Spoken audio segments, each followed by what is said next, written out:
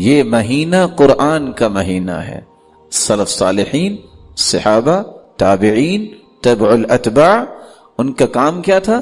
روزہ رکھنے کے بعد مسجد میں زیادہ وقت گزارتے اور قرآن مجید کی تلاوت کرتے، اور کیا کہتے؟ وقالوا نحفظ صوبنا ولا نغتاب احدا.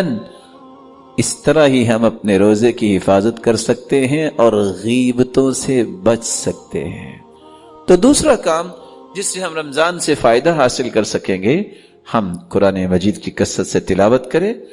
كان الزهري إذا دخل رمضان قال فإنما هو تلاوة القرآن وإطعام الطعام.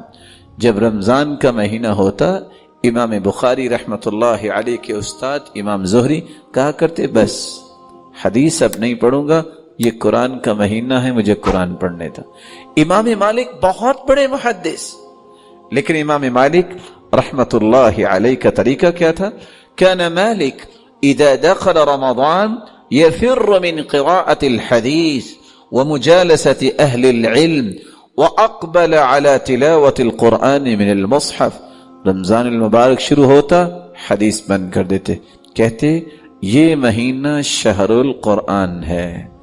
لوگوں کے پاس بیٹھنا، خواہ اہل علم تھے وہ بھاگتے تھے، کہتے تھے اس مہینے میں کام ہی ایک ہے، قرآن کھول کے بیٹھ جاؤ اور اپنے رب سے ہم کلام ہوئیے. تو قرآن مجید کی تلاوت یہ وہ عمل ہے جو رمضان المبارک میں ہمیں کثرت سے کرنا چاہیے.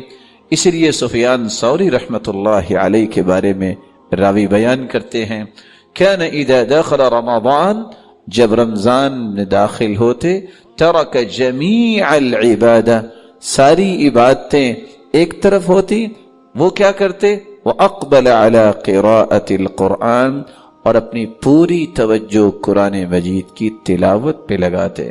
اور الف لام میم، ان کلمات کا ترجمہ دنیا میں کسی کو نہیں آتا، کیونکہ اللہ نے اللہ کے رسول کو بتایا ہی نہیں. ہم کیا کہتے ہیں؟ اللہ اعلم بمرادہ بذلک، اس کا معنی اللہ ہی جانتے ہیں. اجر اس کا بھی ملتا ہے، 30 نیکیاں اس کی بھی ملتی ہیں.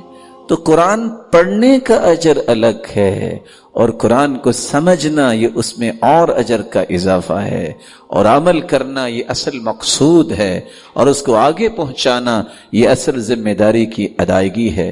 تو میں یہ عرض کر رہا تھا، دوسرا کام روزہ اور تراویح کے ساتھ قرآن مجید کی کثرت سے تلاوت کی جائے.